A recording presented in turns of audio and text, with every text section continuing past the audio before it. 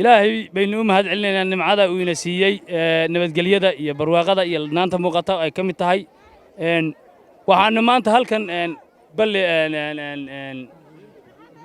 ballihiile aanu ku qaybinnay 430 qoys 430 qoys waxaa leh ballihiile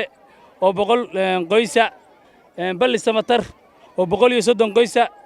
bilcil weyso oo 100 qoysa iyo meesha la yiraahdo suryo oo iyaduna 100 qoysa 430 kaas ayaanu halkan ku qaybinay raashinkani wuxuu ka qayb ka yahay raashinka ay dawladda Sacuudigu inoogu deeqday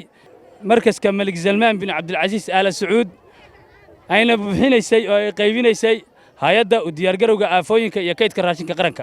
annagoo fulinayna awaamirta madaxweynaha iyo dariiqii madaxweynuhu noo jeexay waxaanu har iyo habeen u taagannahay oo aanu heegan ugu jirnaa dadkayaga si aanu u gaarsiin lahayn meel kastoo ay joogaan iyo goob kastoo ay joogaan min daraf ilaa daraf raashin iyo duruufaha ay ku sugan yihiin si aanu u ogaan lahayn sidaas darteed waxa aanu soo gaarsiinay halkan gobolka Togdheer magaalada Burco 40 goobood oo aanu hadda ka qaybinayno 430 qoys oo raashina xilli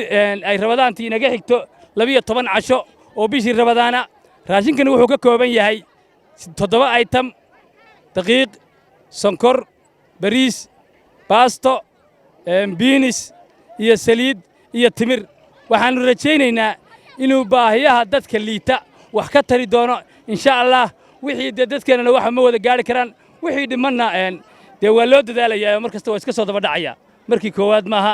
waxaanu rajaynaynaa inuu marka labaad iyo mar saddexaadba inoo yimaado raashimadu waxaan ku soo gabagabeynayaa dhammaan deegaanada iyo guddoomiyayaasha halkan ugu soo dhaweeyay aad baan idinku mahad celinaynaa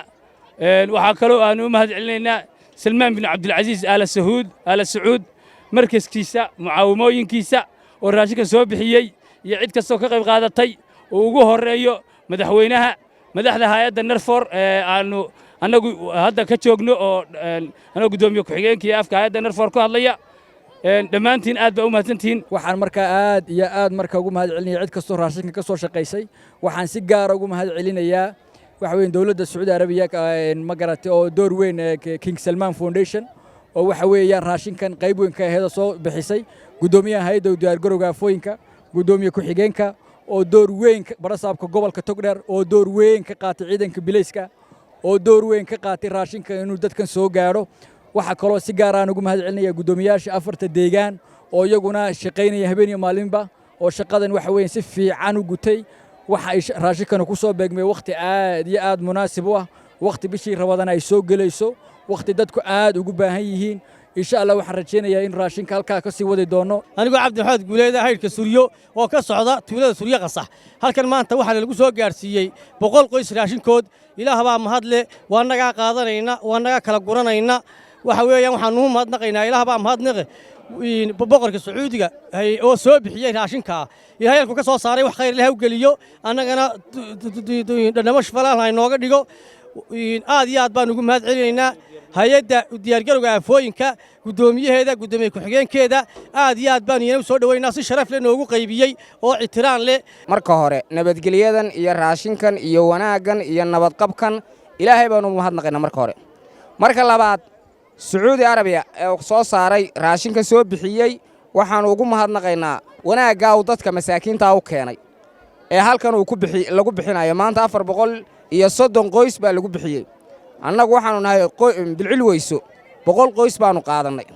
100 qoys aanu qaadanay Ilaahay baan ugu mahadnaqaynaa cidda soo bixisayna way ku mahadsan yihiin waxaanaanu leenahay idinkana dadku saas uu idinku baahan yahay mid damba keena ka xiga keena sidaas aanu idin sugaynaa waana ku mahadsantiin masaakiintii iyo dadkii jilicsanaana waanu siinay waxaanu idin leenahay waa mudantihiin Sacuudiga waxaanu leenahay aad iyo aad baa u mudantihiin oo wanaagsantiin annana waxaanu leenahay deeqda waanu guddoominay 100 qoys baanu qaadanay 100 qoys waa gacantaana laga soo saaray waxaan u mahadnaqaynaa mar labaad barasaabka gobolka Togdheer Burco Xamse waxaanu leenahay isagoo tuulooyinka uu sidaa ugu qorsheeyay oo ugu qaybiyay wuu ku mahadsan yahay